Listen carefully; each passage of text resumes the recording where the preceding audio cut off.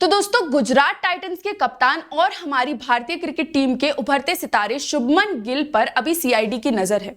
और एक्चुअल में ऐसा क्यों है और क्या है इस खबर से जुड़ा जो 450 करोड़ रुपए का फेयर है, उसको हम कॉम्प्रिहेंसिवली समझेंगे आज लेट्स क्रैक यूपीएससी सीएसई पर।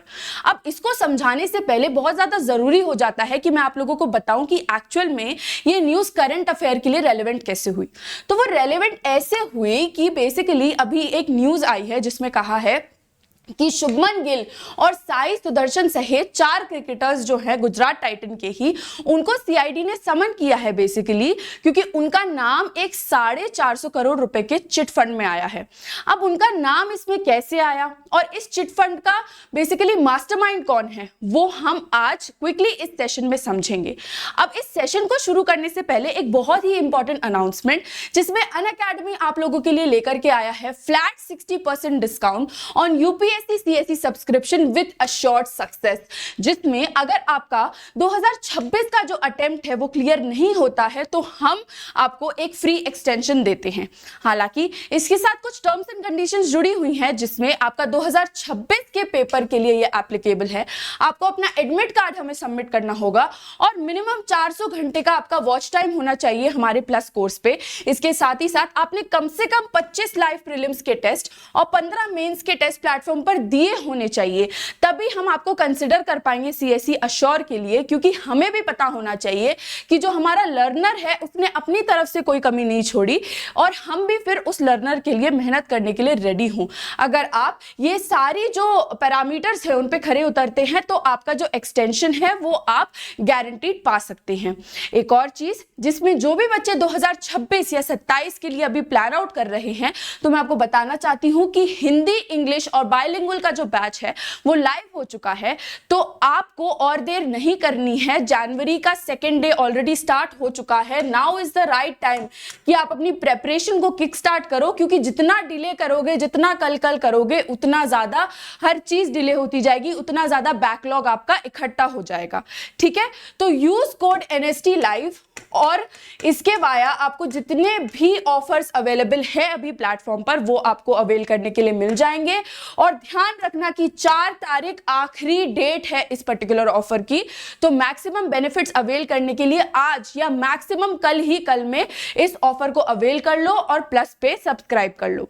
ठीक है, तो अब मैं आपको समझाती हूं कि ये बेसिकली पूरी सिचुएशन क्या है। उससे पहले आपको कुछ बेसिक टर्म्स के बारे में पता होना चाहिए, जैसे कि सबसे पहले है चिट फंड। अब चिट फंड ये हमारा लक्ष्मी चिट फंड नहीं है जो हमने बेसिकली मूवी में देखा था। चिट फंड बेसिकली होता है एक टाइप ऑफ सेविंग और बोरोइंग स्कीम, जिसमें फाइनेंशियल अरेंजमेंट करते हैं कुछ लोग इकट्ठे होते हैं।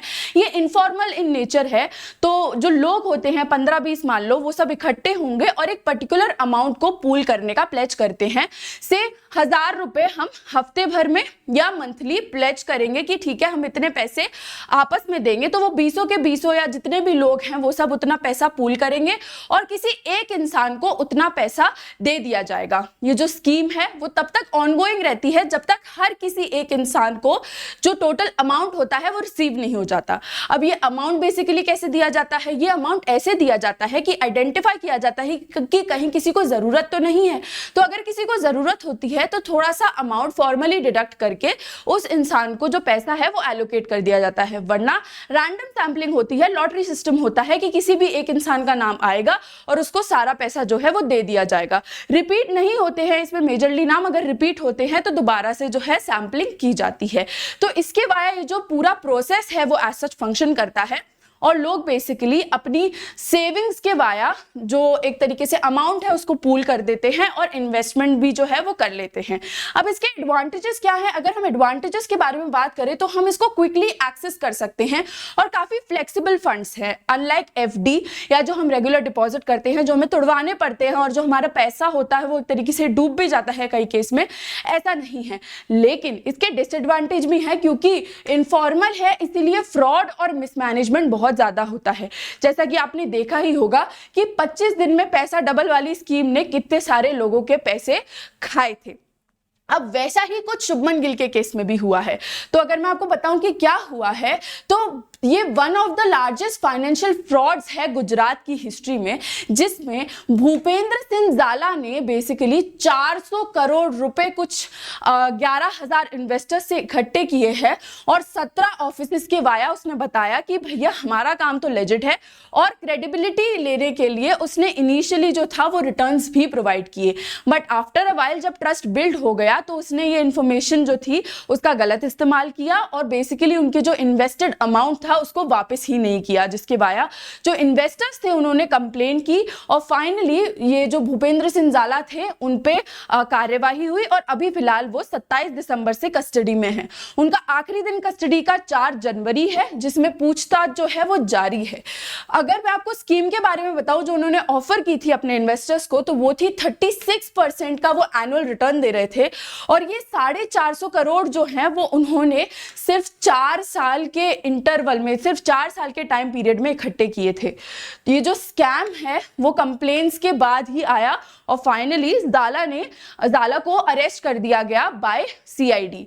तो ये जो बेसिकली नाम आए हैं वो तभी आए हैं जब इन्वेस्टिगेशंस की गई, जिसमें मालूम चला कि शुभमन गिल जो हैं उन्होंने सबसे ज़्यादा पैसा इन्वेस्ट किया था, जो कि था क्लोज टू 1.92 CR।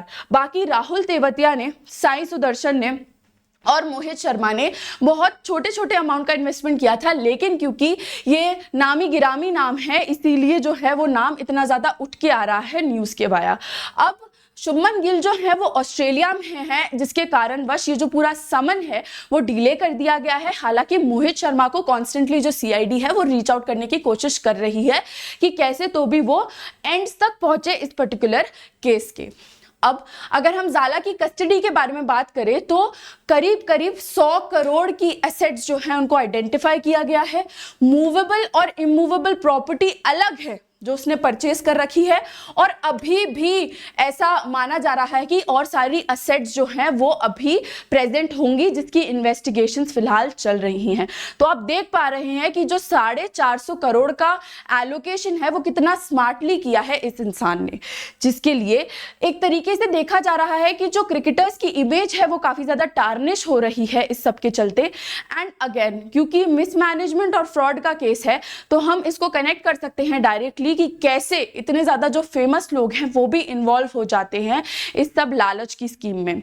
तो जब भी आप कोई भी इन्वेस्टमेंट करते हैं तो you need to make sure कि वो एक फॉर्मल सोर्स से हो, क्योंकि अगर मैं आपको बताऊं तो जितने भी चिट फंड्स होते हैं उनको मैनेज करने का जो काम होता है वो बेसिकली 1982 में एक एक्ट बनाया गया था जिसका नाम था चिट फंड एक्ट, उसके वाया होता है। तो जितने भी चिट फंड एक्ट के द्वारा रेगुलेटेड चीज़ें होती हैं वो सब फॉर्मल है, लेजिट है, बट उसके अलावा जितनी भी चीजें हैं वो आपको 25 दिन में पैसा डबल करने का अश्योरेंस तो देंगी, लेकिन एक्चुअल में वो एक फ्रॉड होगा, उससे ज्यादा कुछ नहीं। क्योंकि ऑलरेडी कहा जाता है कि जो इन्वेस्टमेंट्स होते हैं वो सब्जेक्ट टू मार्केट रिस्क होते हैं, एंड फिर अगर वो फ्रॉड है तो ना कोई मार्केट है और रिस्क ही रिस्क है। तो आई होप कि ये जो इन्फॉर्मेशन थी वो आपके लिए यूजफुल रही हो एंड यू कैन अंडरस्टैंड कि चिट फंड का जो पूरा कॉन्सेप्ट है वो कैसे फंक्शन करता है। And if this video was informational to you, अगर ये आपको ऐसा लगता है कि ठीक है कोई अच्छी इन्फॉर्मेशन हम तक पहुंची, then please do like, share, comment and subscribe to this channel let's crack UPSC CSE। With this is B Nandini, your UPSC CSE educator for the day, signing off. Thank you so much for watching.